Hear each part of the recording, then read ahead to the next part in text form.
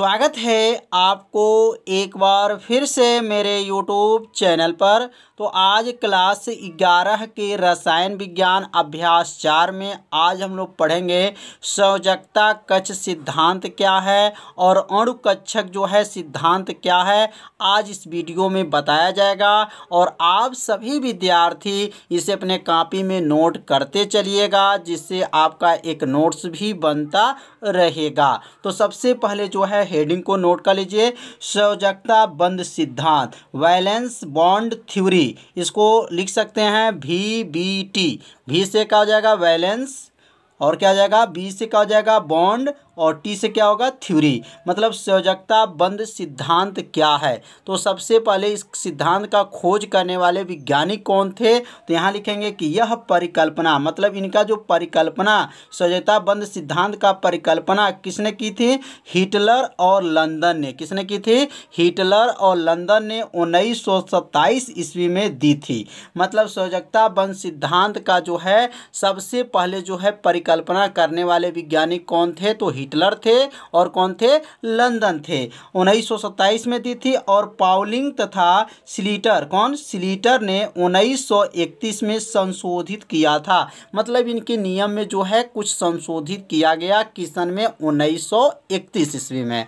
अब इनका नियम क्या है, संयोजकता बंध सिद्धांत होता क्या है। तो संयोजकता बंध सिद्धांत में पहला बात को जानकारी रखेंगे। पहली जो बात है, तो पहला बात है इसमें परमाणुओं के मध्य, मतलब परमाणुओं के बीच में सहसंयोजी बंध उनके संयोजकता कोश के अर्धपूरित परमाणविक ऑर्बिटलों के अतिव्यापन से बनते हैं। जो परमाणुओं के जब मध्य जो है सहसंयोजी बंध बनता है, तो उनके जो संयोजकता कोश होते हैं उसमें अर्धपूरित, मतलब अर्ध माने आधा पूरा, परमाणविक ऑर्बिटलों के अतिव्यापन से क्या होते हैं, बनते हैं। पहला जो है सिद्धांत में संयोजकता बंध सिद्धांत का पहला नियम क्या है, तो जो परमाणुओं के जो मध्य जो होते हैं सहसंयोजी बंध होते हैं, उनके संयोजकता कोश के अर्धपूरित जो होता है परमाणविक ऑर्बिटलों के अतिव्यापन से बनते हैं। अब दूसरा क्या होता है इसका नियम, दूसरा नियम क्या है, तो अतिव्यापन में भाग लेने वाले कक्षकों के इलेक्ट्रॉन के चक्रण जो होता है वो क्या होता है,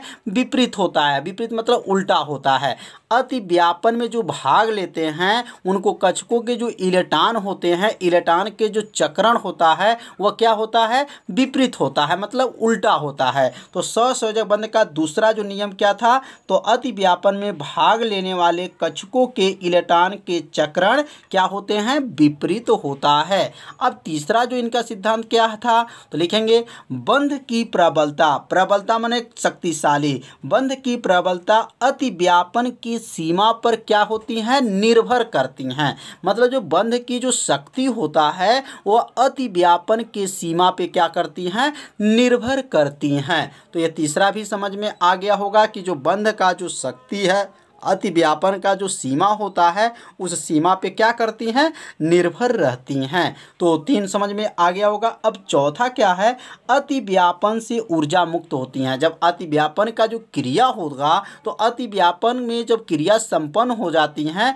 तो ऊर्जा उसमें से क्या होती हैं, मुक्त होती हैं। ऊर्जा मुक्त का मतलब इसमें से ऊर्जा जो है बाहर निकलती हैं। तो मुक्त माने क्या होता है, बाहर निकलना। तो अतिव्यापन से ऊर्जा क्या हो गया, मुक्त होती हैं। और पांचवा क्या है, तो पांचवा जो इनका सिद्धांत है, अतिव्यापन के परिमाण, ध्यान से सुनिएगा, अतिव्यापन का परिमाण अधिक होने पर, मतलब परिमाण का मतलब उसका मान अधिक होने पर बंध की लंबाई कम होगी। अब ध्यान दीजिए, अतिव्यापन का जब परिमाण जब अधिक होता है तो बंध की लंबाई क्या हो जाती है, कम होती हैं, तथा आकर्षण जितना अधिक होगा बंध ऊर्जा तथा बंध का अस्तित्व भी उतना ही अधिक होगा। तो यहाँ पर जो बात लिखा गया है इसको गहराई से आपको पढ़ना पड़ेगा कि जब अतिव्यापन का जब परिमाण अधिक होने पर बंध की लंबाई क्या होगी, कम होगी, तथा आकर्षण जितना अधिक होगा बंध ऊर्जा तथा बंध का अस्तित्व भी उतना ही क्या होगा, अधिक होगा। तो इसे अपने कॉपी में पहले लिख लीजिए और इसे 2 बार 3 बार पढ़िएगा तो यह उत्तर जो है आपको अच्छे से याद हो जाएगा। तो यह थ्योरी है, तो थ्योरी में आपको एक एक लाइन को अच्छे से समझना है, एक एक बातों को अच्छे से समझना है। तो सौजकता बंध सिद्धांत में ये 5 बात बताया गया, ये पांचों बातों को आप सभी विद्यार्थी अपने कॉपी में क्या कीजिए, नोट कर लीजिए। अब हम लोग पढ़ेंगे सौजकता बंध सिद्धांत के बाद क्या पढ़ेंगे, अणुकक्षक सिद्धांत क्या होते हैं।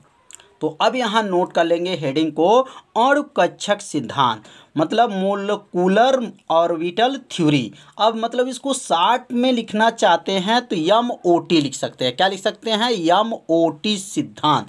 अब MOT का सिद्धांत किसने दिए थे, इनका नाम क्या था और किस सन में दिया गया था, उनकी मूल धाराएं क्या होती हैं, अब इनके बारे में समझेंगे। तो यहाँ पहले हेडिंग को नोट कर लीजिए और इसको जो है यहाँ पे लिखना चालू कर लीजिए कि सहसंयोजक बंध का निर्माण जो होता है अणुकक्षक सिद्धांत, इसको कहा जाएगा हुंड तथा मूलिकन। कौन, मूलिकन ने 1932 ईस्वी में दिया था। मतलब इसका जो सिद्धांत का जो खोज करने वाले हैं, मतलब अणुकक्षक सिद्धांत का जो खोज करने वाले वैज्ञानिक हैं उनका नाम है हुंड है तथा कौन है, मूलिकन हैं। और किस सन में खोज किए, 1932 ईस्वी में इन्होंने सिद्धांत के बारे में बताए। और इस सिद्धांत के जो मुख्य धाराएं क्या हैं, तो पहला बात इन्होंने क्या बताए थे, हुंड ने ये बात क्या बताए अणुकक्षक सिद्धांत में, तो पहला बात बताए जब 2 परमाणविक कक्षक आपस में मिलते हैं या अतिव्यापित होते हैं और अपनी पहचान खोकर एक नए कक्षक का निर्माण करते हैं, यह नया कक्षक ही क्या कहलाएगा, आणविक कक्षक कहलाता है। मतलब इनका कहना था कि जब 2 परमाणविक कक्षक जब आपस में मिलते हैं या अतिव्यापित हो जाते हैं तो अपनी पहचान को क्या कर देते हैं, वह खो देते हैं। जब 2 परमाणविक कक्षक मिलेंगे तो अपना अस्तित्व को क्या करेंगे, खो देते हैं और एक नए कक्षक का क्या करते हैं, निर्माण करते हैं और यह नया कक्षक ही क्या कहलाएगा, आणविक कक्षक कहलाता है। तो समझ में आ गया होगा कि पहली बात इन्होंने क्या बताए कि जब 2 परमाणु आपस में जो कक्षक जो आपस में जब मिलेंगे तो अपनी पहचान को क्या करेंगे, खो देंगे और एक नए कक्षक का क्या करेंगे, निर्माण कर लेंगे और यह नया कक्षक ही आणविक कक्षक कहलाता है। तो पहला जो है समझ में आ गया होगा कि इनका सिद्धांत क्या था। दूसरा बात क्या बताए थे, किसी आणविक कक्षक में इलेक्ट्रॉन के पाए जाने की संभावना नाभिकों के समूह के चारों ओर होती है। मतलब आणविक कक्षक जो है इलेक्ट्रॉन के पाए जाने की संभावना कहाँ पे होती है, तो नाभिकों के समूह के चारों ओर होती हैं। तो नाभिकों के समूह जो होते हैं, नाभिक के चारों से वृत्तीय कक्षा होता है और वृत्तीय कक्षा में इलेक्ट्रॉन क्या करता है, चक्कर लगाता है। तो यहाँ पर यही बात कहा गया है, किसी आणविक कक्षक में इलेक्ट्रॉन के पाए जाने की संभावना नाभिक के समूह के चारों ओर होती है, जिसका वितरण ठीक उसी प्रकार होता है जैसे परमाणविक कक्षक में एकल नाभिकों के चारों ओर इलेक्ट्रॉन पाए जाने की क्या होती है, संभावना होती है। मतलब इनका कहना यह है कि यहाँ पे लिखा गया है कि नाभिकों के समूह के चारों ओर होती है। मतलब जो इसके इलेक्ट्रॉन पाए जाने की कहाँ पे संभावना होती है, तो नाभिकों के समूह के चारों ओर होती है और इसका जो वितरण होता है, मतलब अलग अलग जो वितरण किया जाएगा और ठीक उसी प्रकार जैसे परमाणविक कक्षक में एकल नाभिक के चारों ओर इलेक्ट्रॉन पाए जाने की क्या होती हैं, संभावना होती हैं। तो यह दूसरा जो नियम भी आप सभी विद्यार्थी समझ लिए होंगे, तो इसे अपने कॉपी में जरूर नोट कीजिए और 2 बार पढ़िए और इसे गहराई से पढ़िए। जब गहराई से पढ़ेंगे, एक एक बातों को अच्छे से समझेंगे तो यह सिद्धांत आपको क्या होगा, याद हो जाएगा। थोड़ा सा इसमें थ्योरी है तो थोड़ा सा बड़ा बड़ा इसमें थ्योरी, जैसे यहाँ पे दूसरा में जो बताया गया तो इतना बड़ा है, तो इसको 2 बार 3 बार जब पढ़ेंगे तो आपको क्या हो जाएगा, याद हो जाएगा। तीसरा जो है इन्होंने तीसरा बात क्या बताए थे, तो तीसरा जो बात बताए थे, जितने परमाणविक कक्षक, जितने जो है परमाणविक कक्षक आपस में मिलते हैं उतने ही आणविक कक्षक बनाते हैं। कितना आसान है, जितने जो परमाणविक कक्षक जब आपस में क्या होते हैं, मिलते हैं, उतने ही आणविक कक्षक बनाते हैं। ये तो आपको तीसरा याद हो जाएगा। कितना छोटा है, जितने परमाणविक कक्षक क्या कहेंगे, आपस में मिलेंगे उतने ही आणविक कक्षक बनाते हैं। चौथा बात क्या बताए थे, किसी आणविक कक्षक की जो आकृति होती है अतिव्यापित होने वाले परमाणु कक्षकों के अतिव्यापन के प्रकार पर क्या करती हैं, निर्भर करती हैं। चौथा बात है, किसी आणविक जो कक्षक होती है उसकी आकृति अतिव्यापित होने वाले परमाणु कक्षकों के अतिव्यापक के प्रकार पर क्या करती हैं, निर्भर करती हैं। तो ये चौथा जो है अणुकक्षक सिद्धांत जो है समझ में आ गया होगा। तो इसे पहले आप सभी विद्यार्थी पहले इसे अपने कॉपी में पहले नोट कीजिए। नोट जब हो जाएगा तो इसे 2 बार पढ़िएगा, 2 बार 3 बार पढ़िए, आपको अच्छे से समझ में आ जाएगा।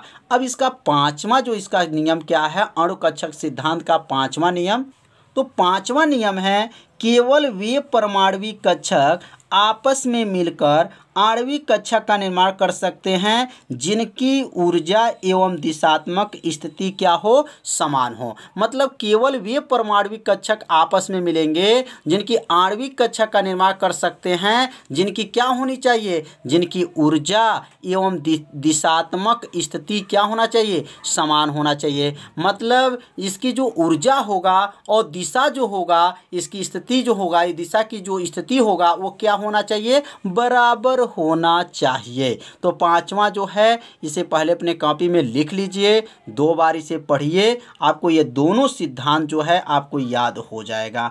तो आज हम लोग क्या क्या पढ़े, तो पहला हम लोग पढ़े सौजकता बंध सिद्धांत, बहुत ही आईएमपी है। और जो है दूसरा जो हम लोग पढ़े अणुकक्षक सिद्धांत, तो ये दोनों जो है बहुत ही आईएमपी है। तो पहले इन दोनों को अपने कॉपी में लिख लीजिएगा और इसे आप 2 बार 3 बार पढ़िएगा, आपको याद हो जाएगा। तो आज का जो पढ़ाई जो है इतना ही रहेगा। तो आज का जो है पढ़ाई कैसा था आप सभी विद्यार्थी जरूर कमेंट कीजिएगा, वीडियो को लाइक कीजिएगा, चैनल पर यदि पहली बार आए होंगे तो चैनल को सब्सक्राइब और घंटी दबाना मत भूलिएगा, क्योंकि यह लाइव क्लास आपके लिए ही चलाया जा रहा है। तो अब हम मिलते हैं अगले भाग में, तब तक के लिए सभी विद्यार्थियों को नमस्कार।